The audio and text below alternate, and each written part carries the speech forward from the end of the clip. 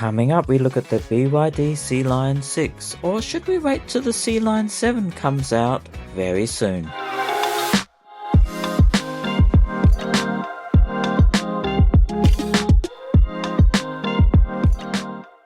Welcome back to Down Under EV Adventures. This is episode 70, where I take a closer look at the Sea-Lion 6 and share everything that I've learned about the Sea-Lion 7. So as you know, I've been on holidays in Canberra and I had a great time over there. Got up to lots of stuff, and interestingly enough, while I was there, we saw a fantastic electric fire truck for the AC2 fire service. Now you can see some footage of it here. Now it was actually a hybrid one, but still good, and interestingly, it has a bit of a crawl mode on it, just like some of the BYD, so it could actually go sideways, but sadly, I couldn't film it in time, I wasn't quick enough. But anyway, that's not what today's episode about. We're going to have a look at the Sea-Lion, and I was in Perth, of course, recently to get my car serviced, and this is where the episode will begin. We're at the BYD in Osborne Park, and I'll come back and talk a little bit more later on in the episode. Okay, so I've just picked up my car from BYD. It's had the 20,000 kilometre service. As you can see there, I'm nearly 19 and a half, roughly. So while the car was there, I had this shade fixed. So finally, it's been fixed. So as you can see, it's all functioning nicely, and I can open it up again if I want to. Mind you, it's warming up now, it's coming to spring, so... But I'm happy to say that's all done. And I thought I'd just have a look around the dealer here while I'm here. If you wanted to get your car serviced here at Osborne Park, I have to say I'm a little bit disappointed with the service here at the moment, but I'll talk about that more later. But anyway, you have to actually go over here to the Mitsubishi side, and they will now take care of the service, so you no longer go into the BYD building.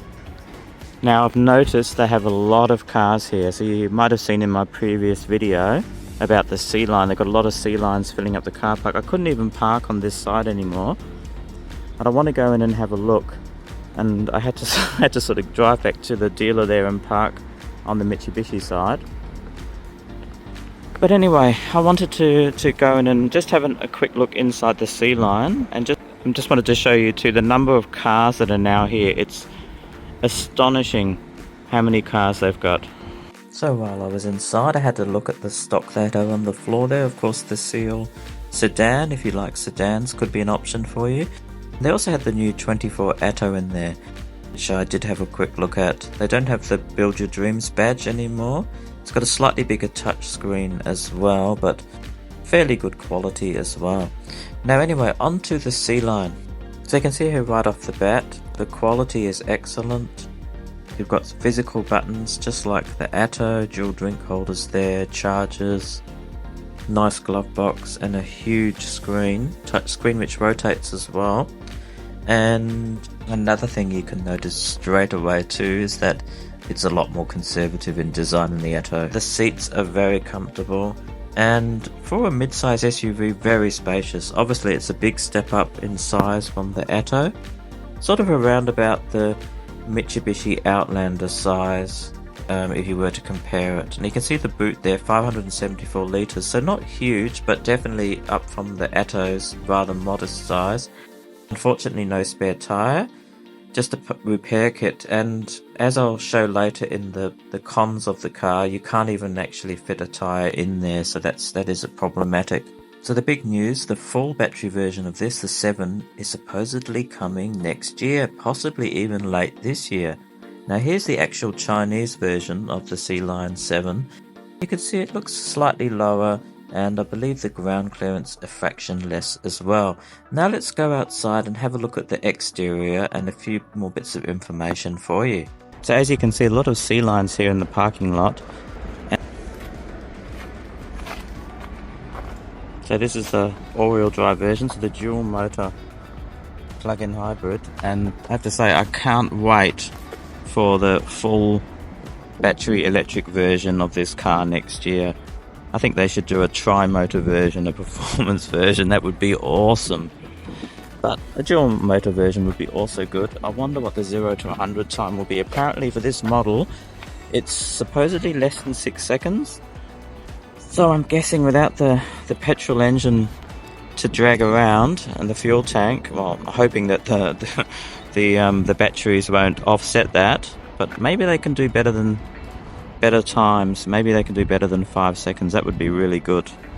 And I can confirm that the Chinese dual motor can do 0 to 100 in 4.2 seconds, which is not too shabby, and hopefully that will carry over to the Australian model.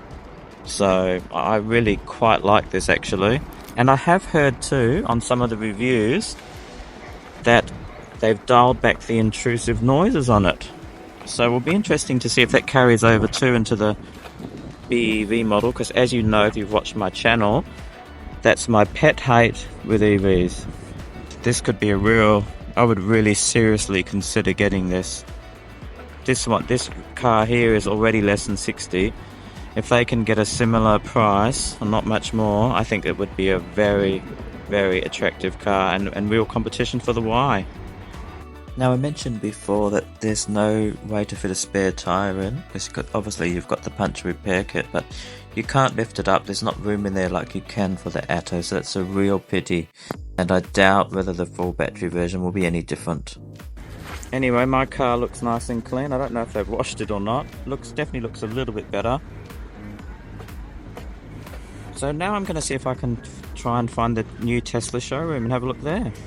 So I won't go into elaborate detail, but I'll just quickly share some of what I know about the C-Line 7.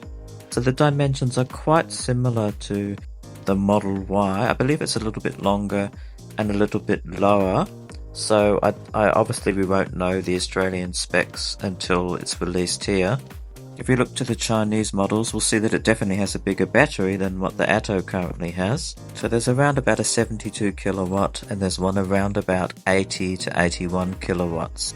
So I'm not sure yet whether the dual motor version will have the smaller battery, but certainly if you opt for that rear wheel drive, I suspect you'll get the longer range battery option with that.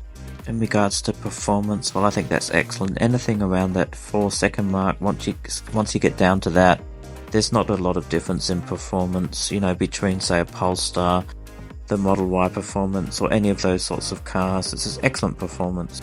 So it's shaping up to be a great car. The pros, as far as I can see, definitely the all-wheel drive, the performance, the longer battery life. There'll probably be a faster charging architecture on it as well, and I think the space also will be excellent on it. And the other pluses, I hope they come to Australia, are the fact that obviously it's got the Blade battery technology. I suspect they'll be using the next generation Blade batteries, which will be lighter and more energy dense. Now it also has a host of safety features. It has something like 11 OmniView cameras, it's got 12 ultrasonic sensors, 5 radars, and I believe it has a 12 speaker sound system as well. And the bingy bongy, well, that can be a negative or a positive. Let's hope they carry it through and they've dialed it down like they have on the C-Line 6. The negatives, as far as I can see, well, let's see how intrusive the safety features are going to be. That remains to be seen. The fact that the spare tyre cannot be fitted inside the car, as far as I can see, without extensive work, which means you're probably going to have to mount it externally if you want one. I believe the ground clearance of the Chinese model is about 170 odd millimeters, so it's not bad, but geez, it would have been nice to have had a little bit more, but you can understand being an EV, that's not always the case. So they're the negatives as far as I can see, so not too many. So it's shaping up to be a good one. What do you think out there? Do you think you'd be interested in the C-Line 7? Let us know in the comments. And what about the C-Line 6, the plug-in hybrid version? What do you think would be a good option for people who are not quite ready to commit to a full EV? Do you think that perhaps the C-Line 6 would suit them, before they're ready to commit? Well, personally, of course, I wouldn't go back to a plug-in hybrid. I just think, you might as well just go for the full EV. They're getting so good now. But, that's just my opinion, of course, and there would be some people who want one, and I certainly had one before I bought my full EV, so there you go. Now, just quickly mention, I was a little bit disappointed with the service. It's just a little bit too slow. I think they really need to get some more staff there for BYD. They've got a few there, of course, for the Mitsubishi dealer, but they really should get some more for the BYD. And also, like, you couldn't really find anywhere to park. They've got so many cars there, which is great for BYD, but not so great if you're a customer. So yeah, slightly disappointed, and unfortunately there's nowhere else you can take your car unless you choose to go to a My Car. But of course, if you do that, you won't get a loan car. So, you know, loan cars always appreciated, especially for someone like me coming from out of town and, you know, needing a car to get around Perth. Alright, coming up soon anyway, in our next episode, I visit a Tesla showroom. I'm still quite interested in the Model Y, the dual motor version. I think it's a quite nice car, and I still think Tesla are definitely superior when it comes to the software side of things, so it's not a car I've ruled out in my journey for my next EV. Okay, that's it for this week's episode, but we've got lots more great content coming up, and I look forward to sharing it with you very soon. So thank you very much for watching. Take good care out there as always on the roads. Watch out for any dogs that might be around, and we'll see you soon.